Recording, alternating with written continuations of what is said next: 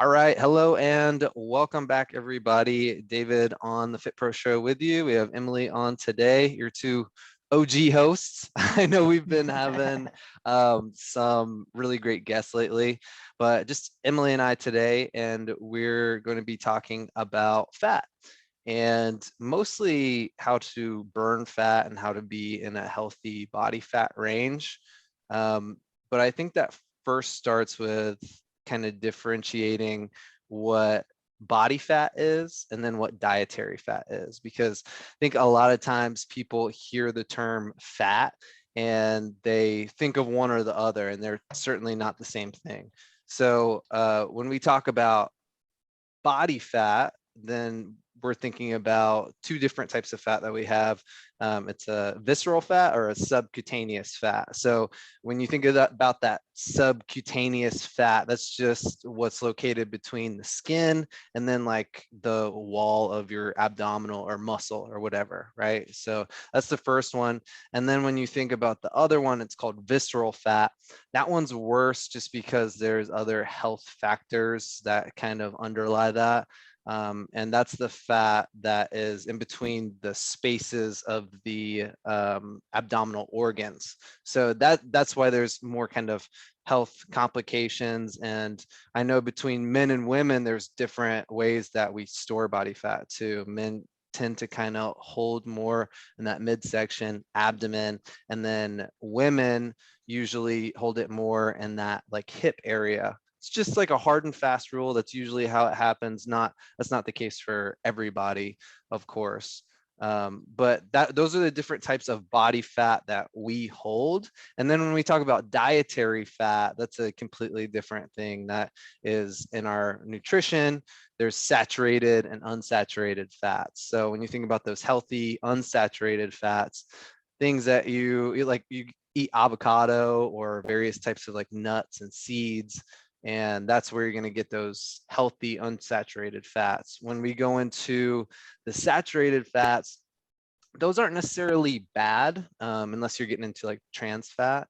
It's just something that needs to be limited to a degree, right? So when we think about different types of oils, if you use like a lot of butter, like fatty cuts of meat, stuff like that. I also think of foods with lots of preservatives, like, you know, your cakes and biscuits and all the yummy things like that. Those are the more saturated fats that we need to kind of limit there. So just wanted to first, before we get into it, differentiate those two things. Emily, is there anything that I missed out that you want to add to that? No, I think you nailed it. Okay, cool. Well, we'll get straight into talking about kind of what a healthy weight range and a healthy body weight range is. And so when we talk about a healthy weight range, first of all, why is it important to even be in that healthy weight range or have that healthy body fat level? Well, just the lower risk of overall diseases, heart disease, stroke, diabetes, high blood pressure, all those things that you think about as being a healthy individual. When you're in that healthy weight range, it's going to help you a lot. And plus, your quality of life is just better when you're in those healthy ranges. You're less lethargic, you got more energy, stronger, more functional, just lively, right? So think about those things. And very often when we think about, you know, obesity and overweight and underweight and things like that, BMI is used. I know that's still used quite often. And there are some issues with BMI because it doesn't factor in like muscle tissue and things like that, and bone density and stuff like that. But it's still something that's used. So obese is if you have that 30 or higher. And then overweight is if you have 25 to like 29.9. If you're in that recommended level, I think that's 18 to 24.9. And 24. yeah, Yeah. yeah. And then Yeah. underweight is under 18 or 18 and a half, something like that. And again, that doesn't like I'm overweight when we talk about Yeah, I BMI, right? yeah. Yeah, I never like obviously it's something that we measure and look at, but Hmm. um I'm pretty sure I read something and heard this from some other people, but I'm pretty sure BMI was created for like clothes.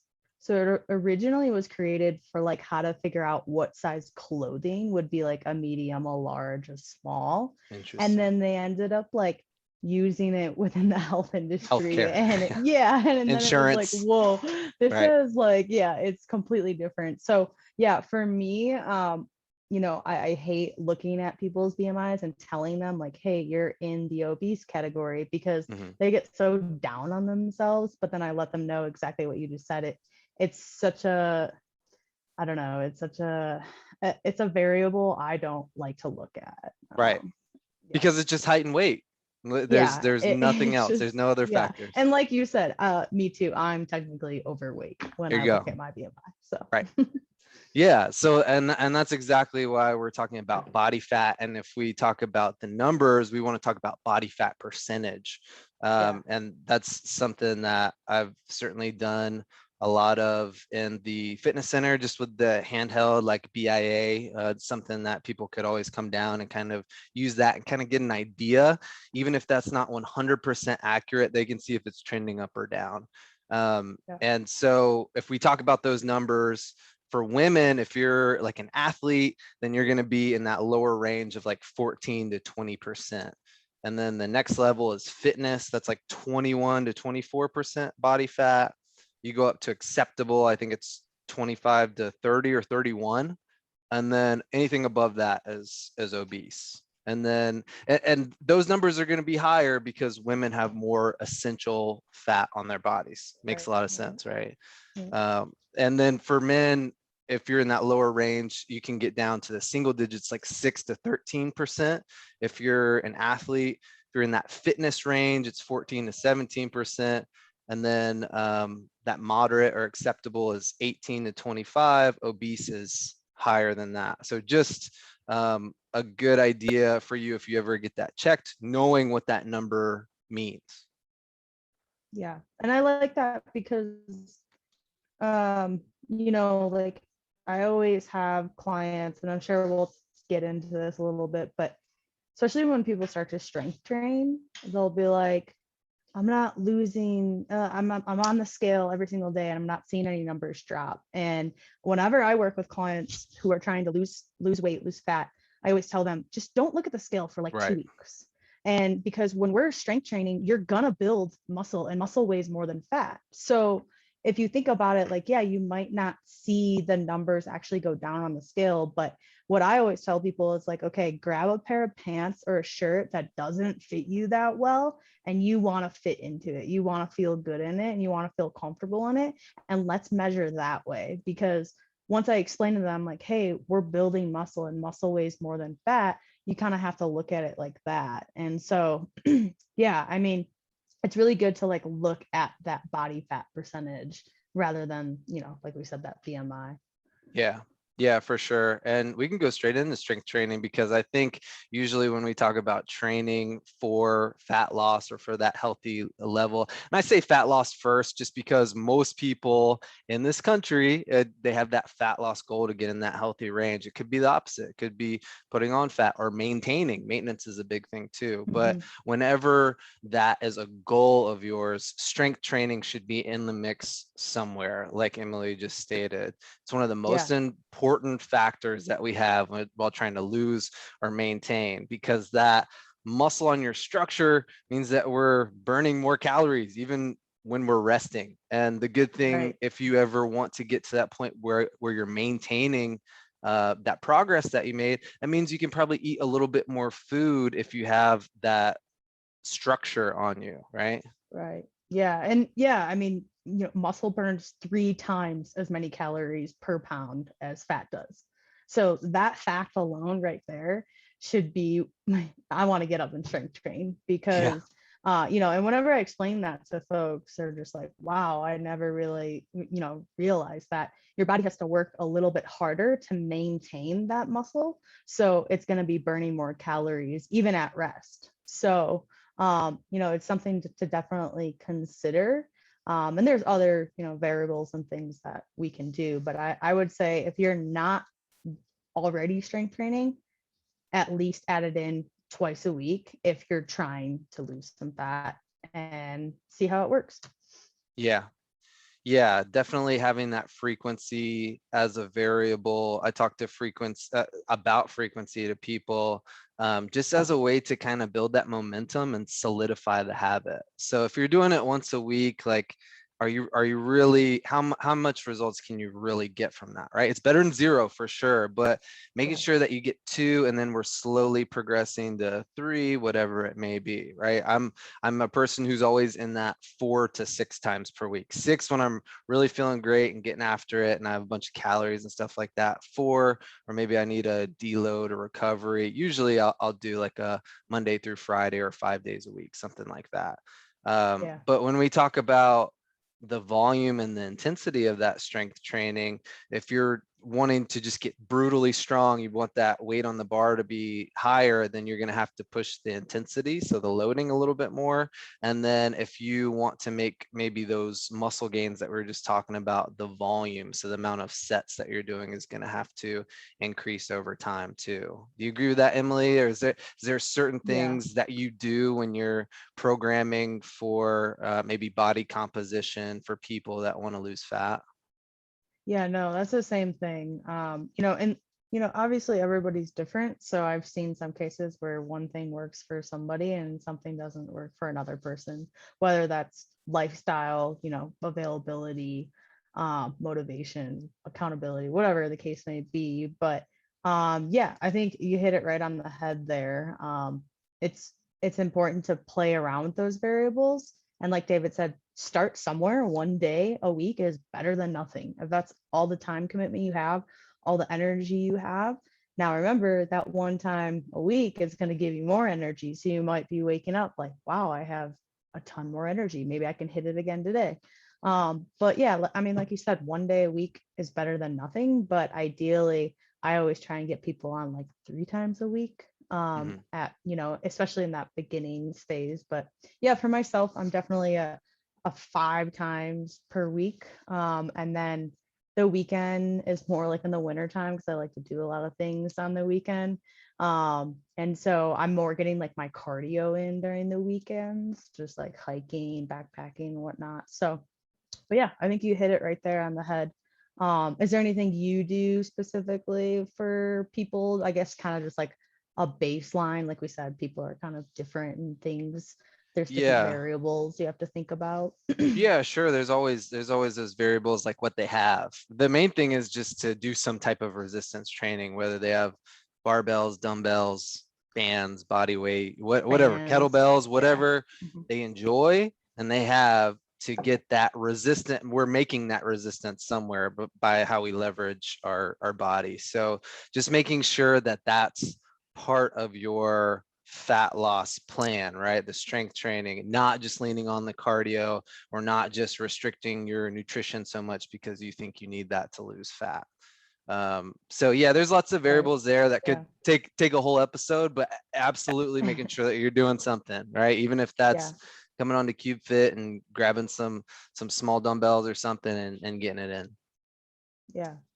And now that you mention it, talking nutrition a little bit, Mhm. I think we could talk about that a little bit. A lot of people, I think the number one golden rule is calorie deficit, right? Yep. If you're looking to lose that weight, you have to be in that calorie deficit. So whether you work with Jessica or you work with one of us or something else to figure out where your target range should be in order, whatever the goal is, you want to lose 5 pounds in, whatever, a few weeks, making sure that we're kind of hitting those goals and staying within that calorie deficit. Because if we're not, then we're just over consuming and we're not hitting those goals. Yeah, What would you 100%. say That's about that? that's the number one priority for me. Absolutely, Yeah. is the overall calories, making sure what's coming in is making sense with the amount that you're burning, and you're burning more than what's coming in. So make that a priority. However you get there, just like the strength training, is it tracking food or knowing where you're at right now and adding or subtracting something that you have in your, daily nutrition profile, and see what happens with your weight, see what happens with your energy levels, like we were talking about Mm, before. Sometimes just getting the focusing on some whole foods or manipulating those calories a little bit, your energy will go up and down. So you might be able to just change your nutrition a little bit and be able to have more energy for that strength training, and the wheels are turning right there. yeah, yeah, definitely. I think another thing, and when we say calorie deficit, that doesn't mean don't eat. No. I have a lot of people that misinterpret when you say calorie deficit. They're like, okay, well then I'm just not going to eat. Right. I'm going to skip a meal, and that's not what we're saying here. Pick better foods that are fulfilling, and we just had those talks, two great talks on nutrition with Jessica and ourselves, talking about the protein, fats, all that stuff, carbohydrates. And so it's getting all of those in within your calories. It's not Mhm. skipping meals, it's not eating at all. That's not going to help us. Yeah, and when we go to that next level, what's important beyond the calories is number one, you start talking about those macronutrients. So Yes. protein, carbohydrates, and fat. Usually with people, if they're like tracking and they're going over on, let's say they're going way over on their fat and not hitting their carbohydrate goals that they have right there. I do tell them that the number one is calories, and if you're hitting your protein goal, that's most of it right there. Not Yeah. necessarily Mhm. from a health perspective, but for a body composition performance perspective, that's most of it. And you can Yeah. get into some of the more in-depth things like the nutrient timing that we talked about with Jessica around your workout, food composition, supplements, things like that. But I think if you're just looking to change your body composition, overall calories and protein, and then to make sure that that health is on point, focus on the whole foods, fruits, veggies, lean meats. That it's gonna do wonders for you, because you're getting more nutrients and more fiber per calorie, and you have that nutrient density as opposed to like a calorie density, right? You have a small Mhm. piece of a candy or something, and you just have this load of sugar and calories, and you're getting no nutrients. If you go the opposite of that and have fruit or vegetables, you're going to feel fuller, and it's going to be easy to hit those calorie goals. Yeah, totally. um I had a thought and I thought of something else and wrote it down. Um, oh, Nature of the okay. beast. Yeah, right. Um, so I think we kind of hit everything with nutrition wise. I don't have Yeah. anything else to add. Do you have Talk anything about else? cardio. Yes, that's exact. You took it right out of my mouth. Same So page. that's like the number I would say, one of the biggest things too when I talk to folks that are trying to lose weight, body fat. I'm like, well, what are you doing now? And they're like, I am running all of these miles like every single day, and I'm still not losing it. Hmm. So what would you say to that, David?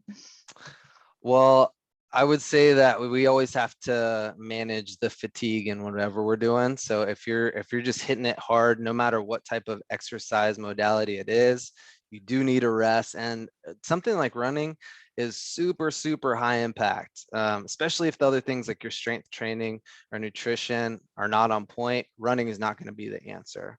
But I will say that as far as cardio methods, like a low intensity steady state cardio is going to be best for fat loss when we're trying to also retain muscle.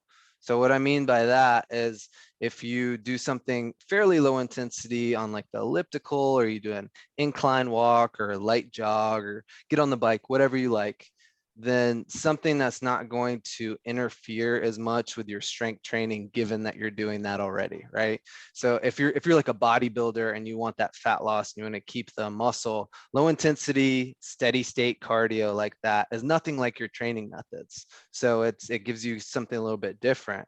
But just that is not gonna be the answer either. So if you go to the other side of the spectrum, we talk about high intensity interval training. that's the best for just maximum fat loss, period. If muscle retention is maybe not the number one factor for you right now. So making sure that you're really pushing the intensity again on the bike or battle ropes or the sled or swimming. There's so many different ways you can do it, but having that work to rest ratio where you have like a 1-2, 3, 4. If you have like a 1-3 work to rest ratio, that would be 20 seconds of work followed by 60 seconds of rest. But if you're only doing 20 seconds of work, you better be really Yeah. pushing yourself for sure, right? And I'll program that for people, and it'll only be like 5 rounds when they get started. And by the time we progress a little bit and they get a feel for the intensity, it's really tough, and you get this great epoch. You have that elevated post-exercise oxygen through the roof, burning more calories throughout the day instead of when you're just like doing your jog or whatever. So making sure that you kind of switch it up in between that low and high intensity is something I always do with people. What about you? Yeah. Yeah, no, definitely the same. And for my own training as well, if I'm Yep. really focused kind of on that strength training, I don't want to lose kind of that muscle density. I'm doing steady state, low impact, cardio. Just I'll go for multiple little jogs maybe, or Mhm. mainly just big walks is my kind of thing. I like to put my headphones on, put a podcast on. And then yeah, if I'm going for just straight up fat loss, it's mostly I love doing hit workouts. It's just more Mhm. of like I don't know, it's more fun for Fun, me. you're pushing it, yeah. Yeah, yeah. So and that's what I do with my clients too, and definitely have seen those results, and it works for people. Some people have preferences where they're like, oh, I don't like to do this and this. So it's kind of just, sitting down and figuring out, what do you like to do? Do you Mhm. like to go for nature walks? Do you like to be hitting it hard on the bike? Whatever the case may be, and also looking at your goals too. So yeah, I definitely agree with that and do the same thing. I think one thing that's overlooked so often too, I just thought about as you were talking, we talked about the low intensity and high intensity, how to utilize both, but also just your general activity throughout the day burns calories. So if Hmm. you're doing little things, if you're walking around the house more, you do a lap around your neighborhood or whatever it is, you're like cleaning or something. If you have the energy to do that, then that's going to burn some calories too. I think it's NEAT, non-exercise activity thermogenesis is what it's called, but it basically just means that you're not training, but you're burning calories, so that'll count towards that caloric deficit, which we said was the most important factor. Yeah, definitely. It's a definitely a good thing. I was cleaning yesterday and definitely felt that. Yeah, um, yeah, I can be but cleaning or yeah, doing dishes, scrubbing, whatever, right? Gardening, yeah, yeah. right.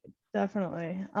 Yeah, and I mean, like we mentioned with the strength training, like there's just so many other great benefits to strength training, Mhm. not just to look good.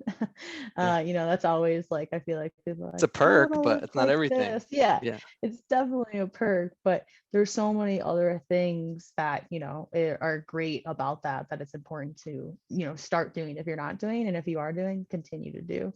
Um, And it makes yeah, those daily activities that we just mentioned easier. for sure. Yeah, you'll It's get hard to buy into stronger. that if you don't know, if you Yeah, don't have a right. Yeah. reference point. But Yeah. if you gain some strength and then you do something that used to be difficult and you're like, I'm breezing through this, that's really nice. Yeah, no, definitely. I've definitely have come in contact with that with some clients who are like, oh, it used to be hard to put my suitcase in the overhead bin, and now Right. it's a breeze. I don't need my husband's help, and Right. that, boosts their confidence. All there's so many other things to, that whole situation that helps people, Yeah. get past some of the things that are holding them back. And I Yeah. guess if you're not started, if you haven't started yet with any of that, I think a great way to start is joining the QFIT classes. Mhm. We make them where it's not, it's nothing crazy where you have to be an expert. But I think that's a great baseline to start, is joining some QFIT classes, seeing how many you can get in those a week, and then notice, one, how much more energy you have, not even just strength, but how much more energy you have throughout the day. I think that's like the biggest thing, because so many people, what I hear at least is like, well, I just don't have energy at the end of the day to go do what I need to do. Hmm. And what I think a lot of people don't realize is that's going to give you more energy if Yeah. you do it. And so it might be hard to kind of get into that routine at first, but in the end, you are going to have that energy. Yeah, and that's why we're here. All the trainings that we do, all the assessments that we do, whether it be Fusionetics or PT or Cube Fit, like that is all to help you with this general like health and fitness or whatever your specific goal is. So we've talked about what the differentiation between like what fats are. Talked about cardio, strength. We talked about nutrition. If you have any questions, please speak up or put them in the chat box. But I think the final segment of that is just like sleep and managing your stress, right? So Mm, not to get too in depth on it, but like shoot for that 8 hours of sleep. Maybe you're the person that only needs 7, maybe you're the person that needs 9, but somewhere around that 8 hours, that's going to help you hormonally through all these different things that are happening with you. If you're moving more, your nutrition changes, that's always going to be something that's going to be important. And on the stress thing, just mitigate stressors wherever you can, and that's easier said than done always, right? You can't control those external stressors or events, but you can control your reaction to it to a degree, or you can try to like change your perception or your thoughts towards the situation, right? So just how you're perceiving everything, just make sure that it's not stressing you out and you're trying to kind of mitigate those as much as possible. I think that's a big piece of it. yeah, definitely. I love that. I love talking about that subject just because I know. I feel like that's like just a subject that a lot of people, because it's a lot, right? You have the nutrition, you have the strength training, you Yeah. have the stress, the diet, the sleep. And so it's just, it's a lot of different things to try and manage or even think about. But especially with the sleep thing, I mean, that's when your body's repairing and restoring. And it's a really important time to make sure you're not only getting that 8 or whatever 7 to 9 hours like David was talking about, but also like the quality of your sleep. So Hmm. just like I'm not really a good sleeper, and it's something that you know I have a couple different things that I've been trying to do. Put the phone away, maybe read, just kind of have like that wind down time. Hmm. But yeah, like the quality of the sleep. Try and think about that. Maybe think about your sleep routine before you go to bed.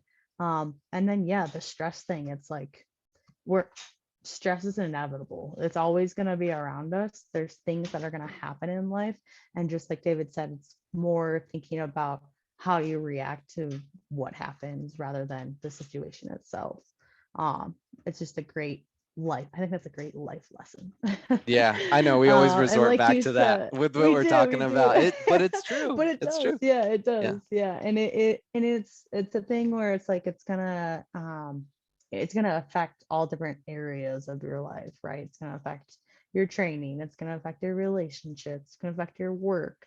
And so just kind of think about that and think about how you could maybe go into a situation or handle a situation in a different kind of perspective, and kind of have that different mindset, and just know that if you do react negatively or however, it could affect some of these things that we're talking about. So yeah, And I the love things talking that we about talk, it all that. comes full circle too, because all the things that we talk about will help you manage that stress. Like Mm, yeah. I'm a better person when I got my really tough workout done. I ate really well, and I got my full night of sleep. I'm a much happier, more pleasant person than if none of those things happen, right? So putting it Absolutely, all yeah. together, you're just going to be an optimized version of you, which is all we can kind of strive for. Yeah, definitely. And we can end it with that. It Yeah, that's a is great way to 4 end. p.m. over here. I see Jason's on with me today. He's gonna be here the next 2 weeks while I am out of town, but I know Jason and Emily will really hold it down for us. So I appreciate that. Normal BMI, Jason. Yeah. Normie. Yeah, but thank you, Jason, for filling in for me. I'm really looking forward to kind of replaying what you guys talk about, and you guys make sure that you tune in the next 2 weeks. Thanks, everybody. Thanks, everyone. Have a great day. Thank you.